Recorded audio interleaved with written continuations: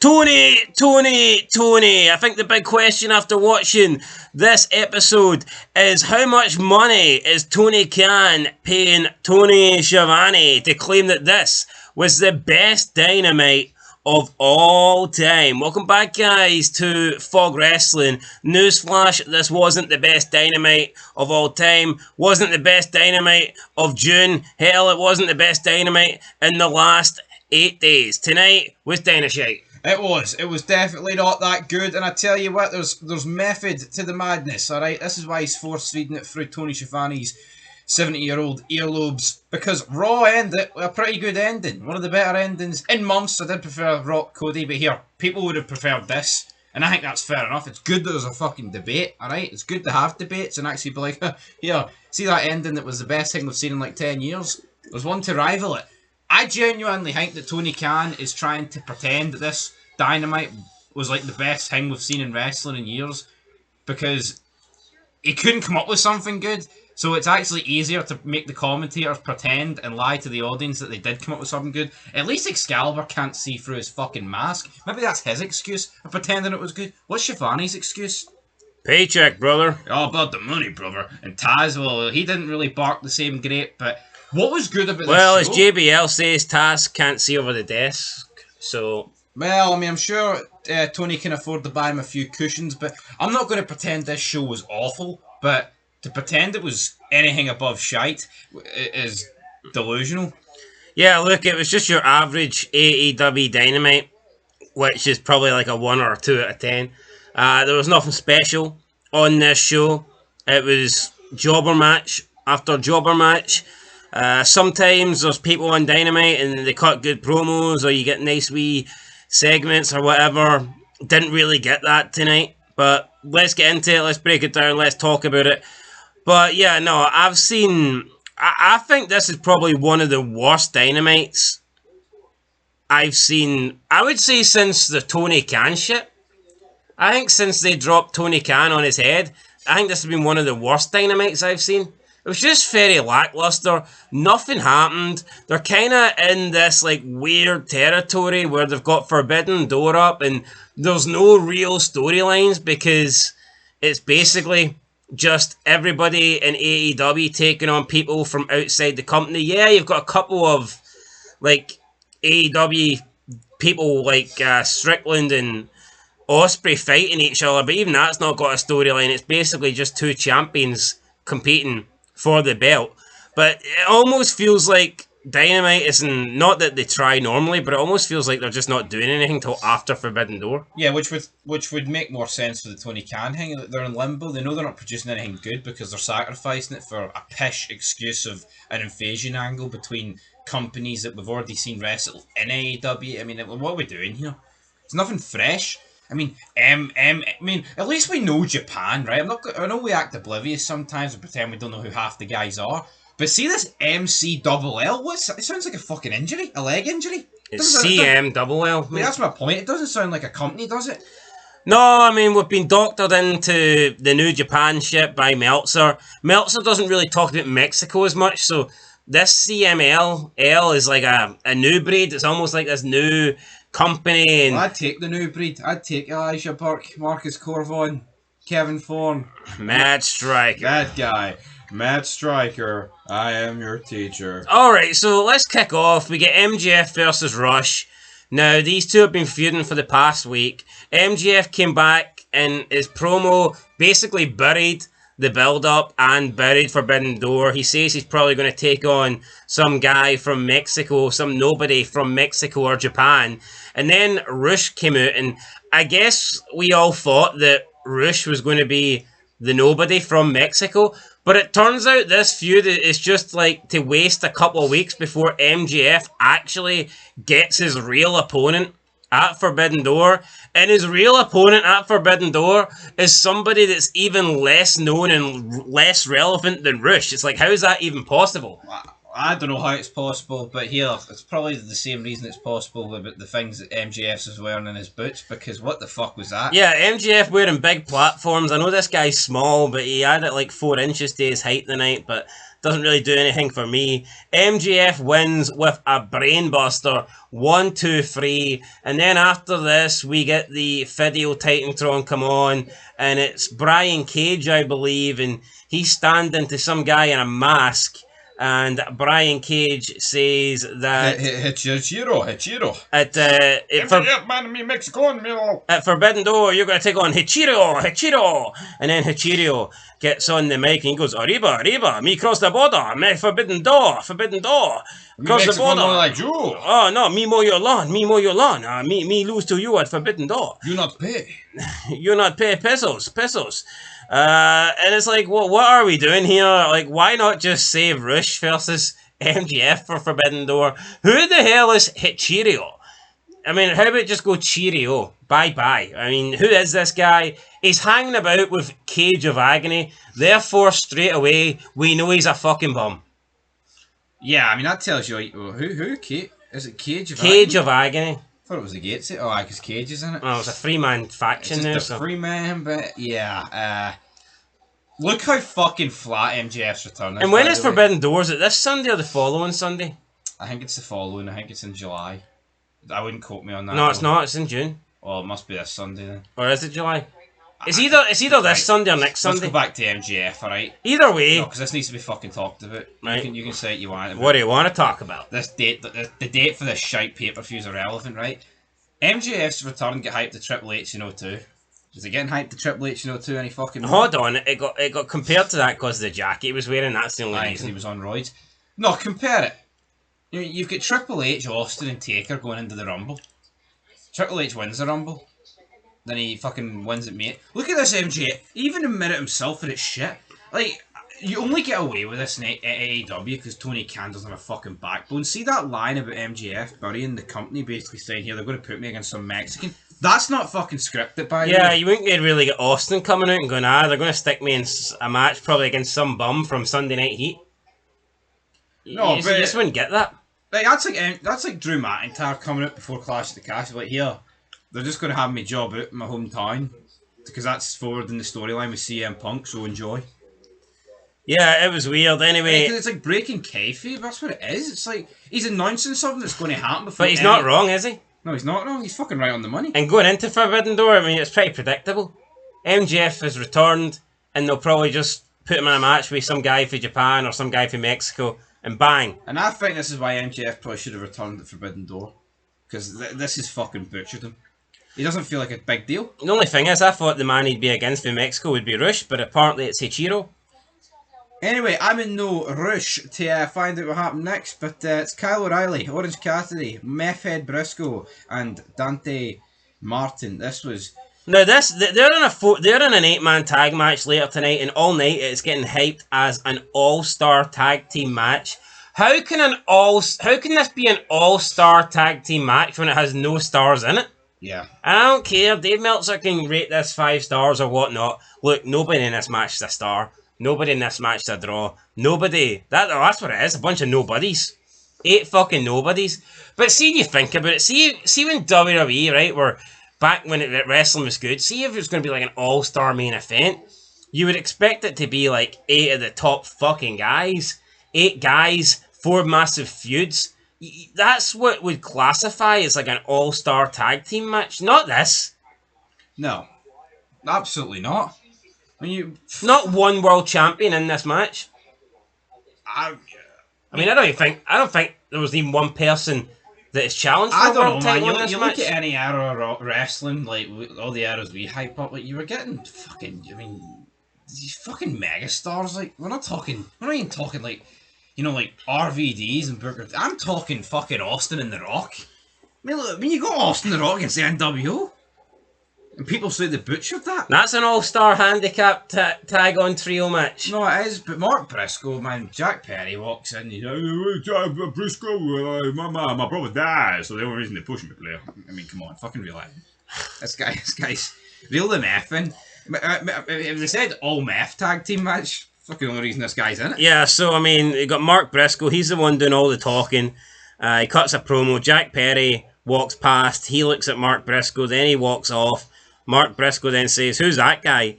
And we're thinking, who's anybody in this company? They all leave, and then... Kyle O'Reilly's posture, man. He's standing like a fucking 12-year-old waiting for the ice cream. Yeah. An ice cream fucking truck. Then they all walk off, apart from Orange Cassidy. He gives Renee Young one of his bracelets. And then it might have been Orange Cassidy that said, "Who's that guy?" Anyway. No, it was Dante Chen. Dante Chen?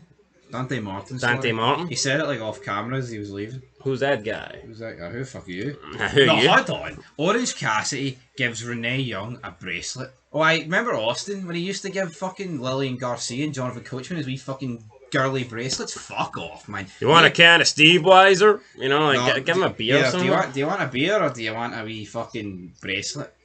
No wonder people think this is for fannies. Yeah, we then get Will Osprey and Swerve Strickland here for a face-off. Just Swerve Strickland saying that, "Will Osprey, you're not ready to be champ." He talks about his family. Then Will Osprey says, "Well, you were on hit row. I had a hit list." And people are saying this was the greatest promo, like one of the greatest promos of all time. Like, put him on the map. Will Osprey, when Swerve Strickland was in Hit Row, you were working for peanuts. This is as much on the map as when you load up GTA 5, first mission, and none of the fucking maps load it, because there's nothing happening here. Yeah, Will Osprey, when a couple of years ago, this guy was wrestling for Stars, and that's it. But that's all this company's got. See all their digs? It's like fucking WWE related. Yeah, anyway, it's pretty lame. No, and then the worst thing about it is, it's like, "Oh, don't make this personal, bruv." He leaves the ring, and then he's like, "How's your wife?" And then he runs in, full pelt, and just looks at him. A wee bit of head rubbing. Pretty gay, if you ask me. Why would you run in the ring that quickly, at that speed, at that velocity, just to stand there and look face to face? Remember when Austin came out, instead of battering the Alliance, he just fucking rubbed his nose against all their fucking domes? No, actually, he hit them with stunners, didn't he? And punches. Yeah, a bit lame. Yeah, we got a Don Callis mention in there as well. And, who cares? Don Callis mention? Well, why are they mentioning Don Callis? It's a world title feud. I think the belt needs to come off Strickland. I think it needs to go on Don Callis. Not on Osprey, but it does need to come off. It needs to come off Strickland. We then get the All-Star 8-man tag. I still don't feel comfortable calling this an All-Star match. Kyle O'Reilly, Mark Briscoe. All these freaks probably get mispronounced. This is a mis fucking pronoun calling this an All-Star. This match has been misgendered. No star. So it's Kyle O'Reilly, Mark Briscoe, Orange Cassidy, and Dante Martin versus Roderick Strong, Kyle Fletcher, Konosuke Takashita, and Zack Sabre Jr., who I've heard Dave Meltzer talk quite a bit about. So he probably sucks. A match All-Star, and when you have to pretend your show is the best show ever. That probably means it's not. Yeah. The fact that you're selling a lie. No, that's it. Like, you never seen that. See, when wrestling was great, like, Jim Ross never had to say this is the greatest show we've ever seen. Him just describing what was happening made it the greatest show. See, any time, though, they did do that, like, The Rock Cena, like, once in a lifetime, because it fucking was. I know it happened again, right? But it's like, they weren't saying Santino Marella against Lord Tensai was once in a lifetime, were they? No, they were actually hyping up a match that genuinely was. I mean, right, the faces win. Who cares? Just fucking jobbers left, right, and centre. We move on. We move on, damn it. Leon Rush was approached by Don Callis. His hand touched him, and for some reason you knew it was Don Callis. Yeah, it just looked. I seen a ring, and I thought that looks like Don Callis' hand. Don Callis then basically he said something in Spanish. I'm assuming he offered Rush a place in the Don Callis family. That's what Don Callis really needs, another bum. The Young Bucks. See, Don Callis is good, but the problem is his faction fucking sucks. And I just don't think, how far can you go? If you're the manager, but everybody in your faction sucks, then what can they really do for you? It's like Paul Heyman at the minute. Die. It's like, what can you do? You're screwed. No, you're snookered. You're absolutely screwed. Now I think someone like that Christian, even though he works. Yeah, you know what? Why can't Don Cat? And I know people say, well, Christian doesn't need someone to speak for him, but Where's the harm in having two good talkers? Well, it would help when Christian passes the mic off to Don Callis instead of Nick Wayne. Fuck. Definitely. Nick Wayne. Nick Lame. Anyway, right, Eliminator tag match. Bucks Acclaimed. Max Caster's wrapped is blocked off here, cut off. Here, good thing. Do you would think have botched it anyway? Yeah, this could actually just be them preventing Max Caster for fucking up raps. I'm sorry for your whap. So yeah, so we go backstage and you got Okada with the production truck. Me so sorry. I hit the wrong button. Biatch. And then that's Okada's contribution. This guy's getting paid what? Almost $5 million a year. No, it's funny though. See when Vince does this, or did it with Nakamura, or he did it with Tajiri, racist and all this shit. Oh, what you doing? You're limiting them. Or the typical Japanese accent. Well, fucking. Where are you now? Nah, I think Okada's been good the last couple of weeks. No, I think it's been good, but best thing he's done. I think it's double standards. If this was Vince, they're all right with Trips doing it. Oh, I mean Nakamura. Aye. Cody, your did father is in bed. No, it's pathetic, man. Your father is in bed. But tie and tie or something, you know, cut some. Well, they weren't even cutting the promos, to be honest. I can't believe the Acclaimed won this. Yeah, I know it's an eliminator, but I don't see the point in eliminator matches. You have to beat the champions to get a shot at them. It just doesn't really make any sense whatsoever. Why would you want to give away the match that you're going to have for the titles? I mean, it doesn't make any sense. Like, could you imagine, like, to get a shot at the world title, right? To challenge at WrestleMania, instead of winning the Rumble, you had to beat the champion in the previous pay-per-view? I know, it'd be pissed. How shit would that be? Then going into WrestleMania, and instead of it being a first time ever match, or the first time that they've competed in a long time, you're like, well, he just previously beat the champion. Like, where's the intrigue? Where's the... It doesn't make any sense. My problem with this match is the Bucks have been pretty strong. They've buried a lot of people just to lose. Just to lose here against the Acclaimed. We know they're going to beat the Acclaimed, but why can't the Acclaimed take on somebody else? Number one contenders match. True. Right, Hook and it just makes no sense to me. Hook and Joe are backstage doing nothing. Let's move on. Yeah, they're going. Well, they break into a locker room. They're going to attack somebody, but there's nobody in the locker room. No Mark Sterling. And yeah, there's a letter there challenging them to a 6-man tag. What the fuck are they doing with Joe? I mean, Joe went from being the world champion to essentially playing knock-knock backstage. I mean, what has happened? He's looking for food. I don't know what's happened. Catering, buddy. That's the problem, though. It'd be funny if he burst into a locker room and Kevin Nash was there. Neither company... We got a rematch, 07. That's brilliant, but neither company knows how to protect people once they go out like a world title picture. Well, WWE do a better job, though, than AEW. Fuck. Do they? I think they do. I'm not confused. Well, they don't. They just keep them home for 6 months. Yeah. Look at Seth Rollins and Roman Reigns. And look at the women. The women are the worst example, because they're not fucking part-timers. Well, Becky Lynch lost, she disappeared. Yeah, right, up next we get Mariah May, meeting between Storm and Mina. Right, I think this is fine, but I think it's very repetitive. It's always the same stick. Oh, chin up, tits out, and tune out, because the show is shit. I mean, come on, fucking reel it in. I need a bit different here. Yeah, I mean, instead of talking about getting them out, could Tony Storm actually get them out for a change? Maybe that would improve the show. We then get Mina Sharawiya. She turns around. I actually got a bit of charisma, huh? No, I think she's alright. I've been saying this for the past couple of weeks. She seems like one of the more talented people for Japan. She can... I tell you what, she can speak better English than anybody in Damage Control. Yep. And she says at Tony Storm, not only is she going to take her title, but she's going to take her girl as well. And then she runs down Storm, saying that, you know, she used to be a legend and a star, but now she got soft and weak as a champion. I went from English to Japanese real fast. Everybody want Mina. Nobody want Tony. Anyway. Tony at Forbidden Door. She taking the title and a girl. Here comes Saraya, and this is where the segment goes downhill fast. Yeah, so Saraya comes out. Botox, Saraya, plastic surgery, Saraya. She says that she's not had anything done and that it's just age, but I'm going to call bullshit on fucking that. So, yeah, she comes... It's age, hold on here. You're not 50, man. You're like 29, 31. Yeah, or 30, bang in the middle. Aye, whatever it is. She comes out with Harley Cameron and they distract them, and then on No, but the... she looked like this about 6 years ago. Paige's looked plastified for about maybe not a decade, like, but about 8 years, I'd say. Yeah, ever since... Like the GM role sort of thing. Aye. Ever since she started going out with Alberto Del Rio... Yeah, maybe he battered her and that forced her to get fucking surgery, but either way, there's plastic in there.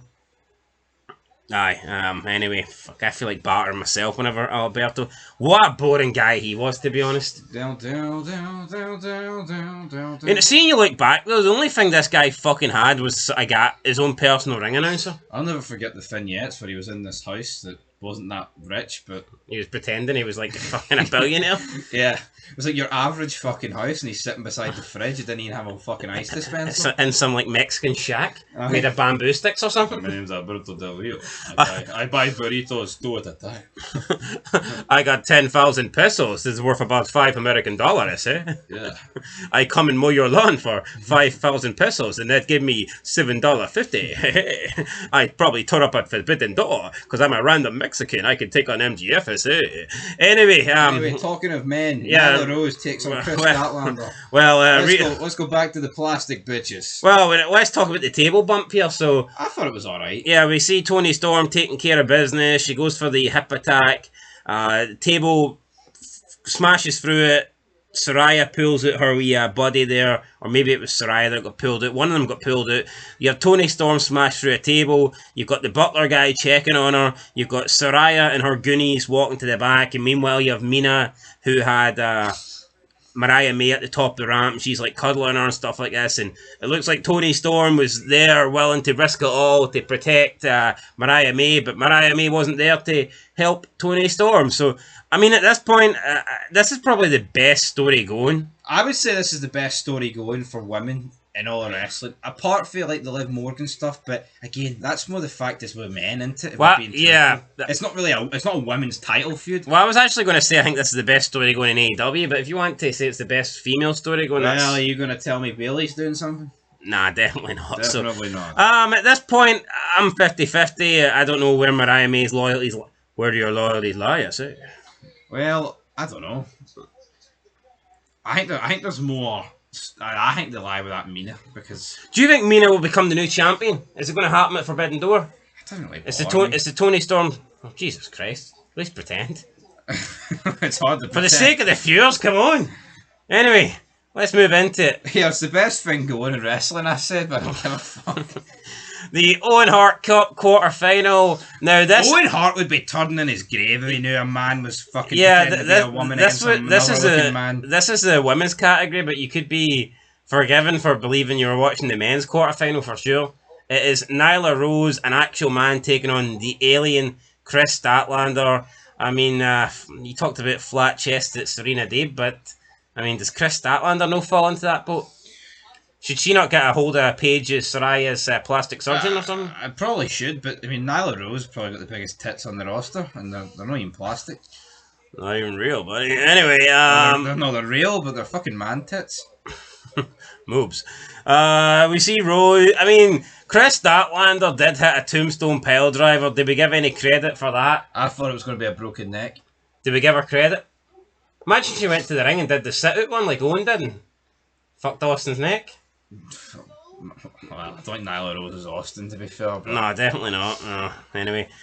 Open a can of whoop. So Statlander wins, then Willow Nightingale appears on the Titantron. She says Juneteenth. Yeah, she says she's got Serena Deeb this week in the Owen Hart Cup, and she's been looking at the brackets, and it looks like those two are going to meet in the second round. So she says they will see you at Rampage, and then that's pretty much it. Chris Jericho then comes and talks to Private Party, gives them some advice on how to wrestle like luchadors. He says that one time back in the day, somebody tried to do a move on him, and he says, that don't work for me, brother. I like that. Another Hulk Hogan reference here. Kind of interesting how Hulk Hogan has been banned from AEW for life by Tony Khan, but he's okay with Chris Jericho ripping off the Hulk Hogan catchphrases. And why has he been banned? Because of that racist shit. Fucking loser. Hold on here, right? We've actually got... You've got Hulk Hogan, right, who has said the M-word, like, out of context. And then you actually have Theodore Long, who I would say is a reliable source, confirming that Ric Flair was a racist. Yeah. And for some reason, Ric Flair's allowed in this company. Ric Flair's a sex pest as well. Ric Flair's just a piece of shit. Whoa! No, but Ric Flair's a million times worse than Hogan. But Hulk... I'll admit, Hogan... I think Hogan does, like, bullshit sometimes. Like, some of the stories with Simon Cowell and smelling dead kids or whatever is fucking... I don't know, like, I don't know where I got that from, brother, but... I think Ric Flair's a genuine cunt. I actually will say that. I don't think Hogan's a racist person. You know, he might have said the N-word, but I could be taken out of context. Like, it doesn't mean... who hasn't said it? Everyone's said it at one point in their life. It doesn't define who he is. At the end of the day, like, you know, if Ric Flair was actually, like, doing it to Teddy Long, I'm sure there was other people he was doing it to. Yeah, I mean, like, it's just a word. Like, Scott Steiner, right, calls Mexicans spics, yeah, and I know you could argue that that's in promos, whatever, but he's like one of the supposedly, according to people that know Scott Steiner, he's like one of the least, like, racist people that you can talk to. Apparently, he, like, loves Mexicans. I mean, Conan's came out and vouched for Scott Steiner loads of times. Yeah. And Conan seems like the kind of guy that would cry like a bitch over racism. Yeah, he's had no issue with Scott Steiner he saying... He did tap out the COVID, to be fair, but anyway, twist and shout. No, I just think it's mad that Hulk Hogan got blacklisted because of that. I know. No, it's baffling. You know what? How many times has 50 Cent said it? Exactly.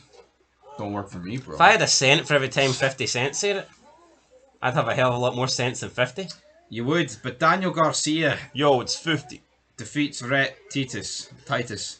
I mean, Rhett Titus kind of reminds me of that tranny. Tyler Rex. Not really. No, I right, fair wasn't really enough. getting it. Anyway, let's move on. I just meant the name. There's quite a lot of the same letters in there. Anyway, the Gates of Agony then come out and they attack Daniel Garcia. Matt Menard tries to make the save, but he ain't saving anybody. But look at half the FTR though. He actually fucking pointed a gun at somebody, and they're like, "Hey, this guy got off with it. He's innocent." Yeah. Compare that to Hogan. No, it's a joke. What a joke. Look at the amount of black wrestlers though that have come out and says Hogan was so nice to them over the years. I've never heard any black guy say a negative... But you know what it is though? It's because the marks like FTR. Brock Lesnar received a text message and got fucking blacklisted. Yeah, no, it's bullshit, man. It's just people, if they don't like somebody and they have an opportunity to use something against them, they will do it to the full extent. I remember, like, when Hulk Hogan was getting brought back to WWE and, like, the black wrestlers were trying to make it as if he's not welcome. It's like, guys, you wouldn't even fucking be there if it wasn't for Hulk Hogan. I mean, you wouldn't even have a career in wrestling. Wrestling would be small time. It would be in the minor leagues. Wrestling would be nothing for the Hulkster. You know what I mean? Like, all the black wrestlers that worked with Hulk Hogan have got nothing but nice things to say about the guy and how good he was to them and how, like, he helped their careers and how he was, like, financially beneficial to them. Yet, the black wrestlers that have never worked with Hulk Hogan, you know, are going to get all hissy and make out that he's a horrible racist just because he said a word one time. Pathetic. When he was talking about someone his daughter was dating that he didn't like. Anyway, I didn't like this. Because... And you know what, though? I mean, it's because that guy was supposedly not a nice person. It's not like it was that he's a fine, upstanding gentleman who's like, I got a doctor's degree or something like that. A doctor's degree in fuckonomics. But you know, yeah, Hogan shouldn't have used that word, but it's not like he called him it because the guy was just black. And I think you need to look at the context behind the word, like... No, you do, but... The reason why he used it. Anyway, like, enough of defending Hulk Hogan here. Hopefully he wouldn't lower himself. Hopefully he wouldn't do what Ric Flair does and take a paycheck from anybody. I don't care. See whatever you think about Hulk Hogan as a person or as a wrestler or as a promo guy. I mean, the guy is 100% up there for changing wrestling. I mean, no one I don't think can claim... Like, outside of Austin and McMahon, I don't think anyone can really be up there. No one's in the same category or conversation as Hulk Hogan. No. No amount of shitey words is going to fucking change that. Anyway, main event time. Claudio against Pac. By the way, before we talk about that, MJF came out, by the way, Will Osprey came out. It was basically just everybody coming out, and then MJF and Osprey went face to face, and apparently this is going to cook, and it's like, who cares? Nah, the cooker's off, my friend. I mean, who cares? Just a nothing rivalry coming up between two nothing guys. Right, main event time, Owen Hart Cup men's quarterfinal, Claudio Castagnoli versus Pac, Daniel Bryan on commentary. Towards the end, we get a bunch of roll-ups for 2.5, 2.5, 2.5, then eventually Pac rolls up, Claudio gets the win. Claudio doesn't like the fact that Pac got a free count against him. Claudio then refuses the handshake of Pac. Pac then looks at Daniel Bryan. Daniel Bryan looks back at Pac. Daniel Bryan looks a bit disappointed that Claudio never shook the hand of Pac. And then that's it. It ended like Pac ended in 94. Boom. It was 96. 96. Anyway, listen to this. Tonight. Do you think Tupac was overrated as a rapper, by the way? Yeah, I don't really rate many of his songs. It's all about changes. It's all about getting popped. 1, 2, 3, 4. Can somebody change this show or something? I don't know. Change the ending. This ending sucked. And then you've got Tony Schiavone. Oh, what a great wrestling match! This is where the best wrestle, one of the best Dynamites of all time. And like you said, I do believe it's because of what happened on Raw. But why can't, if they're going to claim this is the best Dynamite of all time, why can't they put on an ending that you can at least try and portray it as like one of the best? It was a fucking roll-up.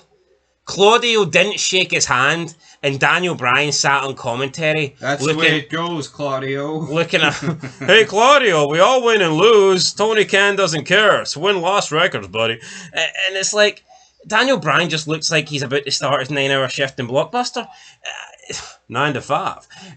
It was shit. But listen to this for Wrestle Headlines, right? Tonight's show could have benefited from a few minutes to take a deep breath, but you can't fault a company that doesn't let you change the channel. Well, unless they had the remote, like I see no reason why you couldn't change the channel. Fuck me. What the hell is this? You can't fault a company that doesn't let you change the channel. Well, the ratings would disagree, mate. Tune into the quarters and we'll see who fucking did that. The quarters would suggest that the longer the show goes on, the more channels that are being changed to. They come out with something like that, it's fucking ridiculous. See, when you know the ratings are down the toilet, you can't come out and say something like that. Yeah, now, Wrestle Headlines rated this show 8.5 out of 10. And that is going to be a good 7.5 higher than I'm going to rate it. I'm going to give it a 1 as well. I'm giving it a 1 as well. There you go, guys. 1 out of 10. Just a crap show. No Christian Cage. Kind of sucked. MJF is back. Doesn't feel like a big deal already. He just feels like a random bum. He feels like a nobody on the roster. What else is good going on in AEW right now? They had one decent thing, and I think the Elite against Tony Khan. Yeah, it was cringy, but you know what? It was worth talking about. And it's almost been dropped. It's almost just been forgotten about. Where's Christopher Daniels? Supposed to be this big authority figure leading the line for Tony Khan. Just wasn't there. No, it's just pathetic though. He got battered.